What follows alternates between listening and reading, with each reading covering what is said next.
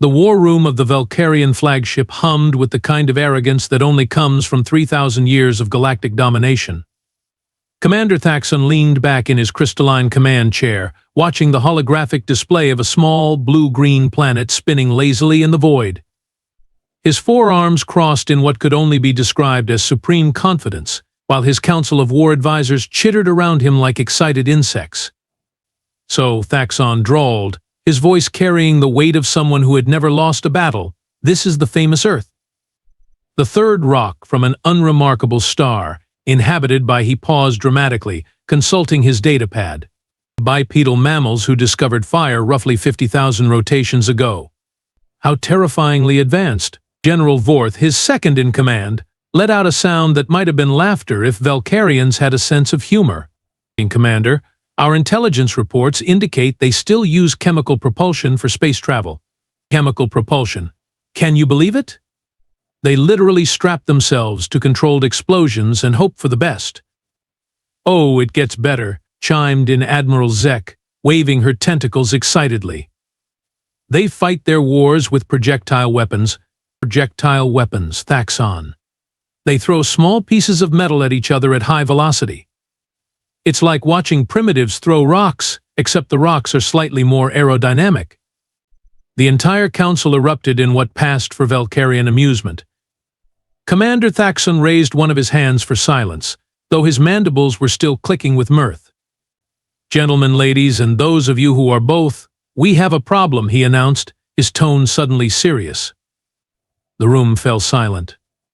"The Galactic Council has decided that Earth needs to be incorporated into our empire. Apparently, they occupy a strategic position in this spiral arm, and their planet has resources we need." "What kind of resources?" asked General Vorth. "Water, oxygen, and something called coffee," Thaxon replied, consulting his notes. "Though I have no idea why anyone would want the latter. Our scientists describe it as liquid stimulant derived from burned plant matter." It sounds revolting. "So, what's the plan, Commander?" Admiral Zek inquired. Thaxon stood up, all four arms spreading wide in a gesture of magnanimous authority. "Simple. We send them the standard ultimatum. Surrender immediately, submit to Velkarian rule, and we'll allow them to continue their quaint little existence under our guidance. If they refuse," he shrugged, "we show them what proper warfare looks like." "Proper warfare against stick-throwing mammals," General Vorth muttered. "This should be over in what, a few hours?" "Oh, Vorth, you're being generous," Thaxon laughed. "These humans have been fighting each other for millennia and never progressed beyond hurling explosive devices at one another. They've never faced a species with quantum manipulation, matter displacement, or even basic energy shielding. I give it 30 minutes, tops." The council nodded in agreement. After all, what could possibly go wrong when facing a species that had barely crawled out of its own atmosphere? "Prepare the ultimatum," Commander Thaxon ordered. "Let's see how these humans respond to a real military power." As the council dispersed to carry out their orders, none of them noticed the small human probe drifting silently past their fleet, its cameras recording everything. 3 days later, the Velkarian armada hung in space like a collection of gleaming death sculptures, positioned perfectly between Earth and its moon. 200 ships strong, each one bristling with enough firepower to crack a continent, they represented the absolute pinnacle of galactic military might.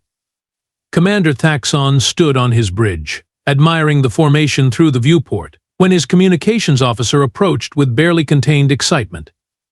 "Commander," Officer Krell announced, "we're receiving a response from the humans." "Excellent," Thaxon replied, straightening his ceremonial battle armor. "Put it through. Let's hear them beg for mercy." The main screen flickered to life, and instead of the cowering planetary leader they expected, the Velkarians found themselves staring at a middle-aged human woman in what appeared to be a military uniform. She had short brown hair, calm brown eyes, and was sitting behind a desk with a small flag in the background. Most disturbing of all, she was smiling. "Greetings," the human said pleasantly. "I'm Admiral Jessica Kane of the United Earth Space Command. I believe you folks sent us a little message about surrendering?" Thaxon blinked all 6 of his eyes in confusion. This wasn't how conquered species were supposed to behave. That's correct. I am Commander Thaxon of the Velkarian Empire. You have 48 hours to surrender unconditionally, or we will demonstrate the futility of resistance. Admiral Kane nodded thoughtfully. Right?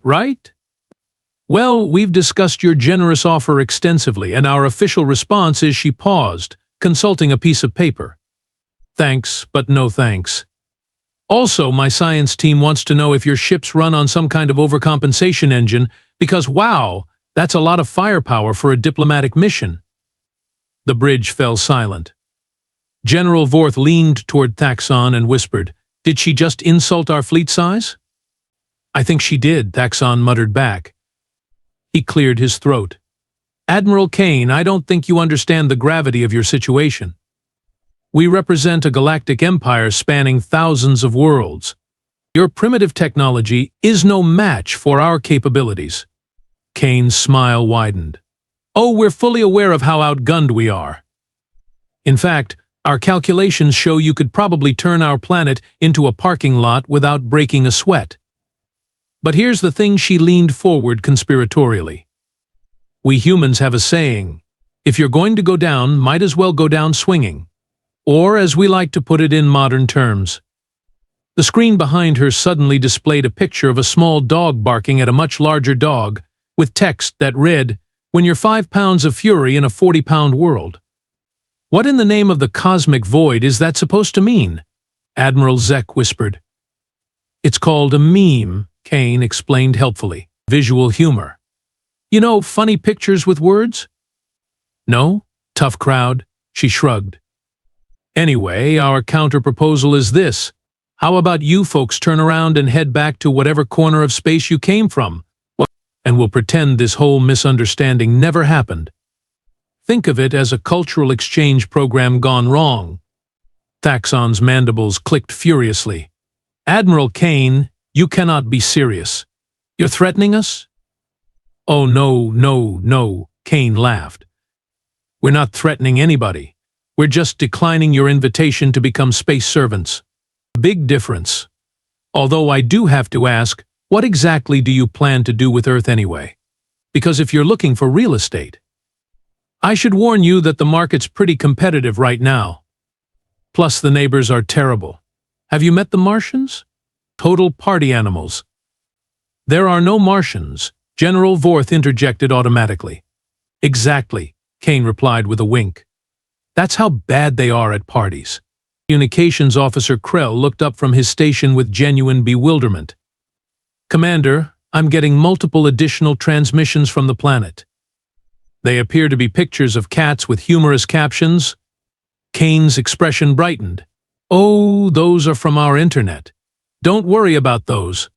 That's just Tuesday for us. Although, if you're interested, I can forward you some particularly good ones.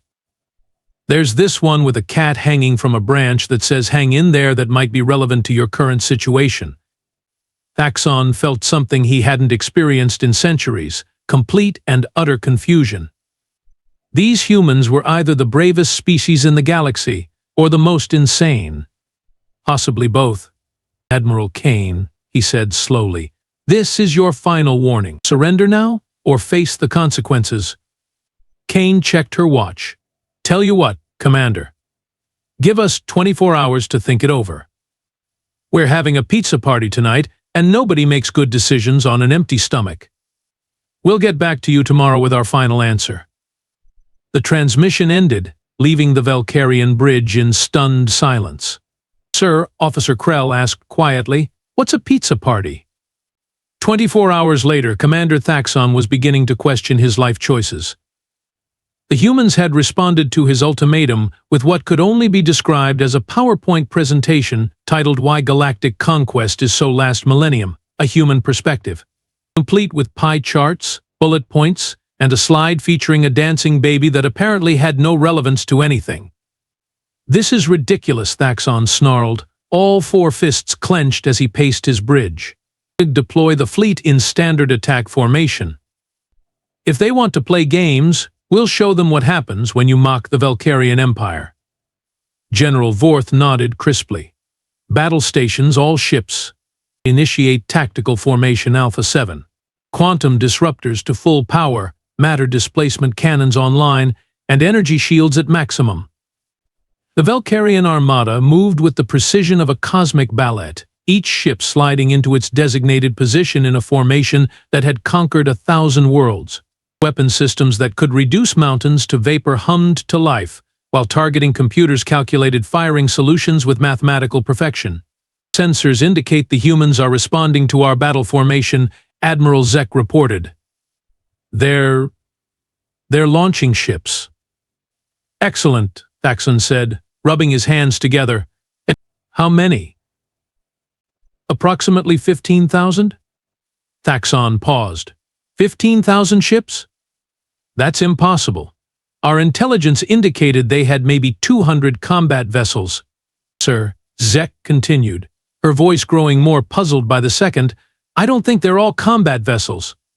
I'm reading signatures for cargo haulers, passenger shuttles, mining equipment, something called a space taxi, and she paused, rechecking her readings. Several vessels that appear to be restaurants. Restaurants? Vorth echoed. Before anyone could respond, the human fleet came into visual range, and the Velkarian bridge fell silent once again. What approached them wasn't a military formation. It was complete and utter mayhem. Ships of every conceivable size and design moved in what could charitably be called organized chaos, weaving between each other in patterns that made no tactical sense whatsoever. Communications from the lead vessel, Officer Krell announced. Put it through, Thaxon ordered. The screen flickered to reveal a grinning human male in what appeared to be a captain's uniform, though it was decorated with more patches and insignia than any regulation should allow. Behind him, the bridge looked like someone had built a spaceship inside a college dorm room. Howdy there, alien folks, the human said cheerfully. Captain Marcus Webb of the U.S. Absolutely nothing can go wrong. We're here to discuss your generous offer to blow us all up. This is not a discussion, Thaxon replied tersely. This is your final opportunity to surrender before we demonstrate superior firepower. Captain Webb nodded sagely. Right. Superior firepower. Got it. Well, here's the thing, Commander Sorry. What was your name again?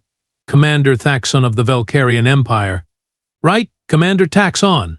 Here's the thing. We humans have this weird habit of not going quietly into the night. Call it a character flaw. So we figured, if you're going to start shooting, we might as well make it interesting. Interesting? Thaxon repeated. Oh yeah, Webb grinned. For instance, see that big cargo hauler behind me? The one painted bright pink? That's the Love Boat Express, and it's carrying approximately 50,000 tons of glitter. Admiral Zek checked her sensors. Confirmed. The vessel is indeed carrying what appears to be reflective particles. Glitter? Webb confirmed. Because if we're going to die horribly in the vacuum of space, we figured we might as well make sure the wreckage looks fabulous for the next few centuries. Thaxon felt a headache coming on. Captain Webb, you cannot be serious. Oh, I'm dead serious. We've also got the Cosmic Taco, which is exactly what it sounds like. 3 mining vessels loaded with industrial-grade silly string, and my personal favorite, the SS Rickroll, which will be broadcasting the complete works of human music at volumes that probably violate several interstellar noise ordinances. This is insane, General Vorth muttered. You haven't seen anything yet, Webb replied, apparently having heard him. Attention all human vessels, this is Captain Webb. Initiate Operation Cosmic Confusion. Repeat, Operation Cosmic Confusion is a go. What happened next defied every principle of space warfare ever conceived. The human fleet suddenly scattered in 16 different directions, moving in patterns that seemed to follow no logic whatsoever. Some ships began spinning, others started broadcasting what appeared to be cooking shows, and at least 3 vessels began firing fireworks into space. What are they doing? Thaxon demanded. I have no idea, Admiral Zek replied, her voice climbing toward panic. Our tactical computers are trying to analyze their formation, but they keep changing direction every few seconds. The pattern recognition software just crashed. Sir, Officer Krell interrupted. The humans are jamming our communications with something called elevator music and what appears to be dramatic readings of their grocery lists. Captain Webb's voice cut through the chaos. Oh, and Commander Taxon? You might want to check your rear sensors. We left a little surprise for you. Thaxon spun toward his tactical display, where a new contact had appeared directly behind the Velkarian fleet. It was massive, roughly the size of a battleship, and completely undetected until now. What is that? He demanded. Admiral Zek ran a quick scan. It's a garbage scow, sir. A very large garbage scow. It appears to be filled with approximately 2 million tons of refuse. Garbage? Thaxon whispered. Not just any garbage, Webb's voice crackled over the comm. Earth's finest garbage. We've got expired food, broken electronics, old furniture, and what I'm told is a truly impressive collection of nuclear waste. All of it heading toward your pretty formation at a significant fraction of light speed. This is impossible, General Vorth protested. How did they accelerate a garbage scow to those velocities? Trade secret, Webb replied cheerfully. Let's just say when you strap enough rocket engines to anything, physics becomes more of a suggestion than a law. Commander Thaxon watched his perfectly organized battle formation dissolve into chaos as his ships scrambled to avoid being pelted with refuse traveling at relativistic speeds. Meanwhile, the human fleet continued its incomprehensible dance around them, broadcasting a mixture of pop music, comedy routines, and what appeared to be instructions for assembling furniture. Sir, Officer Krell said weakly, what are our orders? Thaxon stared at the tactical display, where his advanced battle computers were still trying to figure out what the humans were doing. After 3,000 years of galactic conquest, he was facing an enemy that apparently fought wars by throwing garbage and playing music. I, he said slowly, have absolutely no idea. If Commander Thaxon thought the garbage scow was the peak of human insanity, he was about to learn that humans had barely warmed up. 20 minutes into what could generously be called a battle, his fleet was being systematically confused into submission by tactics that violated every known principle of warfare. Status report, Thaxon demanded, though he wasn't sure he wanted to hear the answer. Sir, Admiral Zek replied, her voice strained. The humans have somehow turned 3 decommissioned satellites into kinetic projectiles. They're not targeting our ships directly, they're just bouncing them off our hulls. Bouncing? Yes, sir. Like some kind of cosmic pinball game. Each impact plays a different musical note. I think they're trying to perform a symphony. Before Thaxon could respond, his communications officer looked up with the expression of someone who had given up on reality. Commander, we're receiving another transmission from the humans. This one's from someone called Lieutenant Sarah Park. Put it through, Thaxon said, though by now he was fairly certain that each human communication would only make things worse. The screen displayed a young woman with bright purple hair and a uniform that appeared to have been decorated with glow-in-the-dark stickers. She was sitting in what looked like a command center designed by someone who had never seen a command center but had heard one described by a particularly creative child. Greetings, Commander Thaxon, Lieutenant Park said with a cheerful wave. I'm coordinating what we like to call Operation Cosmic Prank. Hope you're enjoying the show so far. What do you people want? Thaxon asked through gritted mandibles. Oh, we just want you to leave, Park replied pleasantly. But since you seem determined to stick around and wave those big scary weapons at us, we figured we'd demonstrate some human creativity. For instance, are you familiar with the concept of psychological warfare? Of course, Thaxon snapped. It's the use of propaganda and intimidation to demoralize enemy forces. Right. Standard stuff. Well, we took that concept and asked ourselves, what if we made it really, really weird instead? Park's grin widened. Behold, Phase 2 of Operation Cosmic Prank. Suddenly, every screen on every Velkarian ship began displaying the same image, a rotating 3-dimensional model of what appeared to be a dancing hot dog wearing sunglasses, accompanied by music that could only be described as aggressively cheerful. What in the name of the cosmic void is that thing? General Vorth demanded.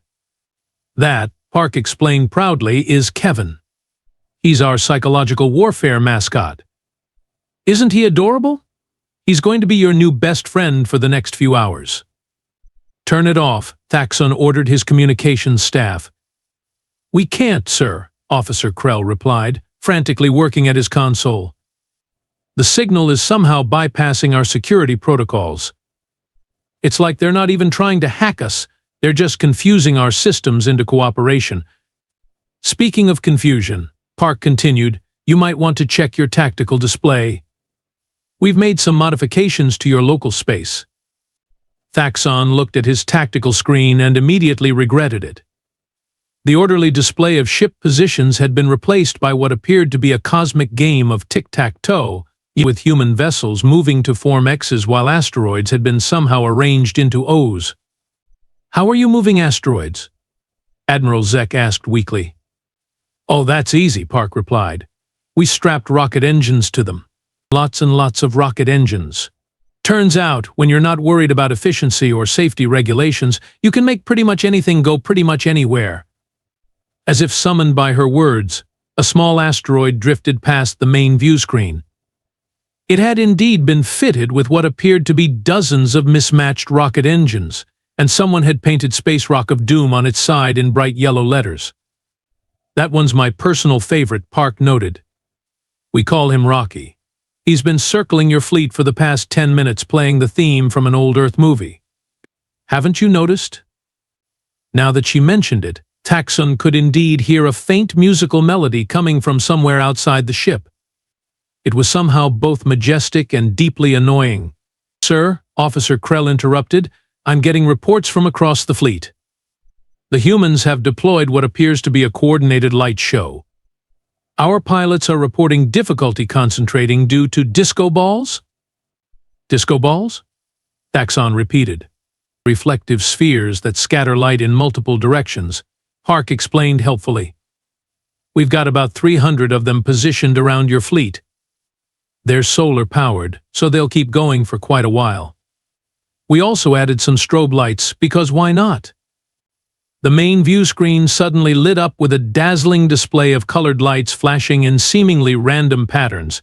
Several Velkarian crew members immediately covered their eyes and groaned. This is not warfare, General Vorth protested.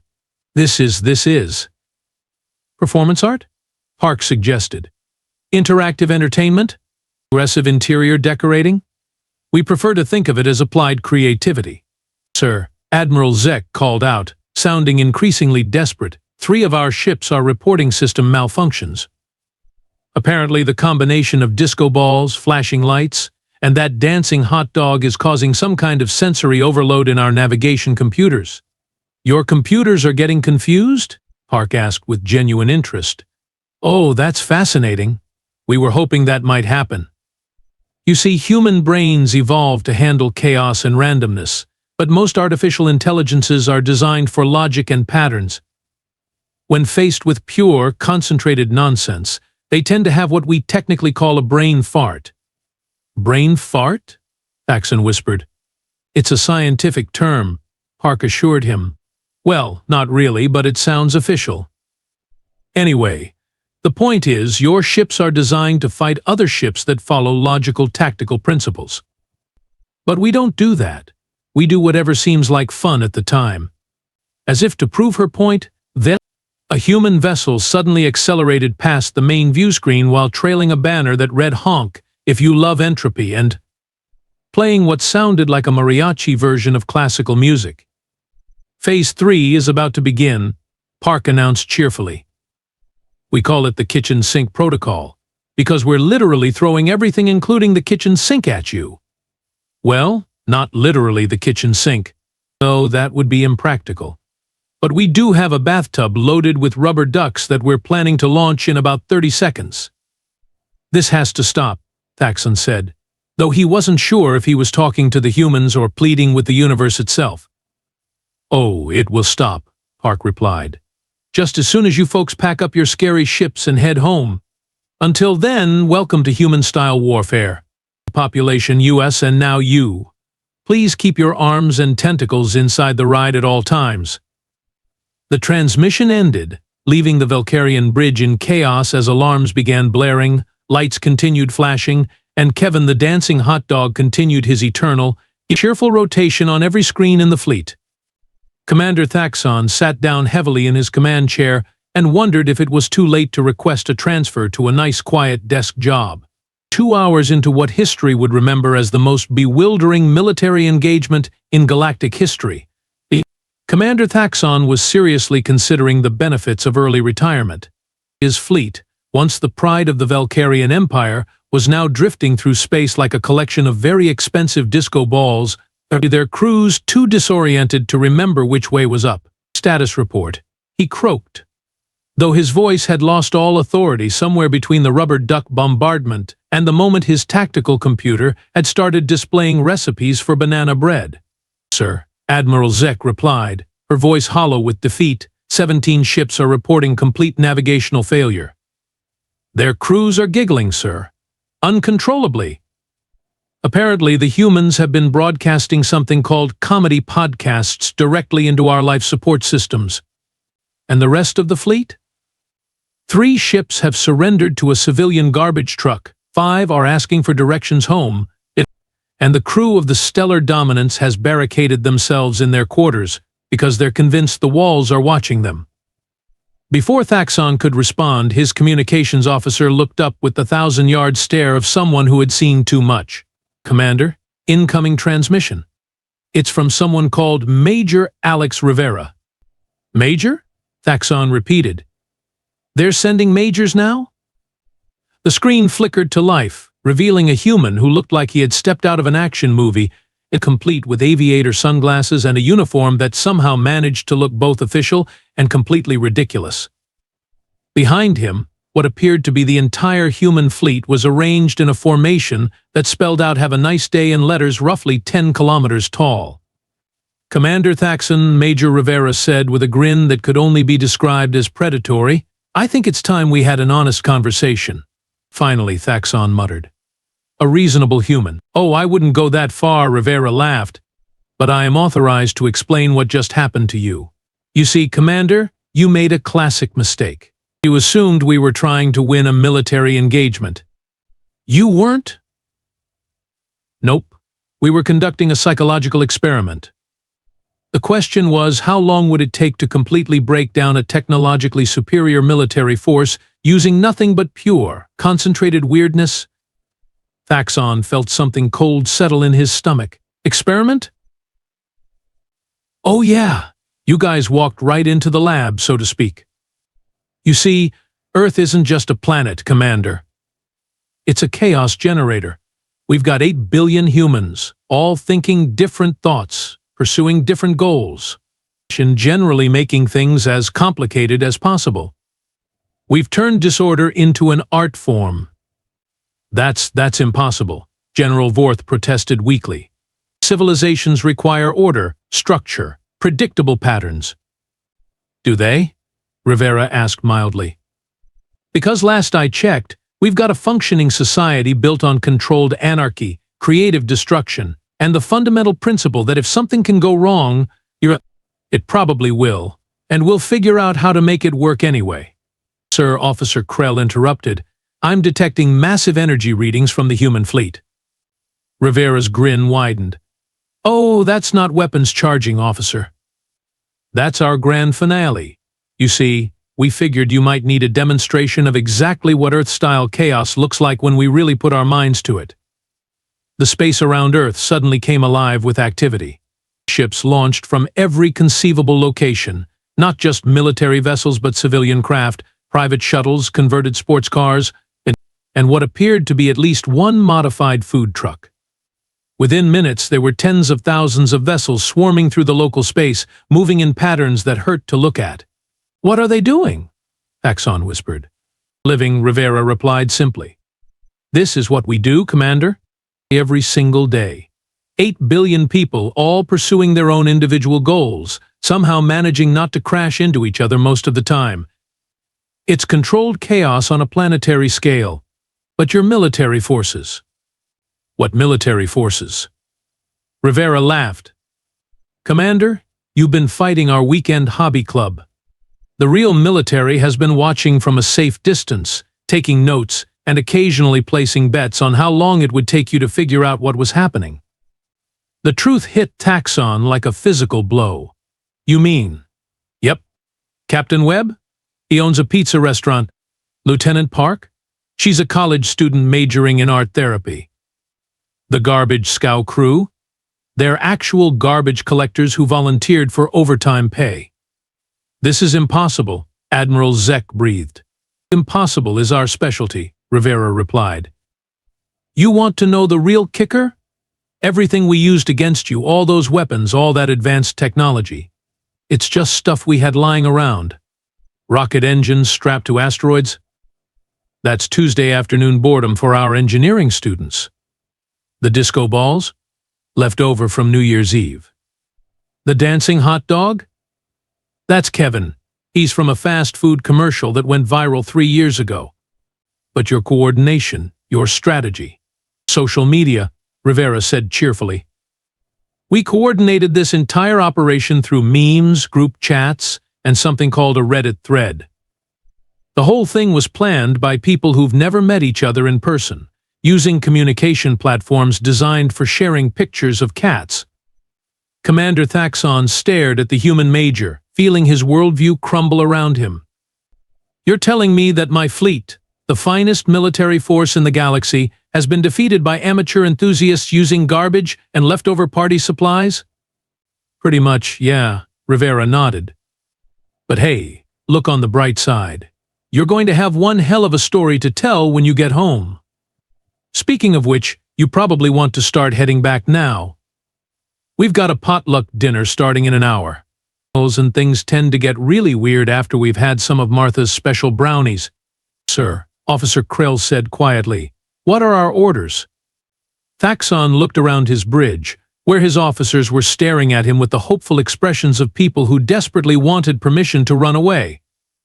He looked at his tactical display, where the human fleet was now performing what appeared to be synchronized swimming maneuvers in three-dimensional space.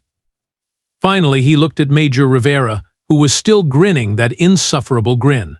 Set course for home, Thaxon said quietly. All ships, withdraw immediately. Excellent choice, Rivera replied. Oh, and Commander? Next time you want to conquer a planet, maybe send a survey team first. Save yourselves some embarrassment. As the Velkarian fleet began its ignominious retreat, Commander Thaxon realized he had just learned the most important military lesson of his career. Never start a fight with a species that considers chaos a recreational activity. 6 months later, the Battle of Earth had become the most discussed military engagement in galactic history. Not because of its strategic importance, but because absolutely no one could figure out what had actually happened. Commander Thaxon stood before the Velkarian High Command, his once pristine uniform now bearing the scars of what military historians were calling the Great Confusion. The council chamber, usually filled with the confident murmur of galactic conquerors, was silent except for the occasional incredulous snort. Let me understand this correctly, Supreme Admiral Korex said slowly, consulting his notes. You retreated from a species that fights wars with dancing hot dogs? Kevin, Thaxon corrected automatically. His name was Kevin. Kevin, Korex repeated, as if the word physically hurt to say. And this Kevin was effective, Supreme Admiral? That hot dog haunted 17 of our best tactical computers. 3 of them are still in therapy. The council exchanged glances that spoke volumes about Thaxon's future career prospects, while General Zarthan, the oldest member of the High Command, leaned forward with the expression of someone trying to solve a particularly troubling puzzle. Commander, in your professional opinion, how would you classify this human species? Thaxon considered the question carefully. Unpredictable, sir. Completely, utterly, magnificently unpredictable. Unpredictable, Admiral Korex mused. Is that your official assessment? With respect, sir, that's the only word that comes close. They turned garbage into weapons, chaos into strategy, and somehow convinced our computers to have nervous breakdowns. I've been studying warfare for 3 centuries. And nothing in my experience prepared me for humans who coordinate military operations through something called group chats. Meanwhile, across the galaxy, other species were taking notes. The Zentorian Trade Federation immediately updated their first contact protocols to include a new category, species that might be joking but probably aren't. The Crystalline Collective, known for their logical approach to everything, spent 6 months trying to mathematically model human behavior before their computers overheated and they gave up. The Andromedans, who prided themselves on their sophisticated military doctrine, quietly shelved their plans for expanding into the Milky Way. Their official statement read simply, "Further research required into human tactical philosophy," which appears to be "hold my beer and watch this." Back on Earth, the humans were largely unaware that they had accidentally revolutionized galactic warfare. Captain Webb had returned to his pizza restaurant, Lieutenant Park was back in art school, and the crew of the garbage scow had received a modest bonus for their waste management consulting services. Admiral Jessica Kane, however, had been promoted to head of the newly formed Department of Interstellar Confusion, whose mission statement was "keep doing whatever it was we did, but maybe with better snacks next time." The thing is, Thaxon continued his report, they weren't even trying to be innovative. This is apparently just how they live, every day, for their entire existence. They've turned unpredictability into a survival trait. Supreme Admiral Corex nodded grimly. "And you recommend?" "Complete avoidance, sir. Mark their system as a navigation hazard and recommend all shipping lanes go around it. Maybe put up some warning buoys. Danger, humans at play. Approach at your own sanity." "Very well," Corex sighed. "Let the word go out across the Empire. Earth is officially classified as a prohibited engagement zone. The reason inhabitants are too weird to fight effectively." As Thaxon left the council chamber, he reflected on the bitter irony of his situation. He had been defeated not by superior technology or brilliant strategy, but by a species that had apparently weaponized the very chaos they evolved from. After all, he mused, what else could you expect from a species that had spent millions of years perfecting the art of throwing rocks at their problems, only to discover that in space, everything was basically a very large rock waiting to be thrown? The humans, it seemed, had simply scaled up.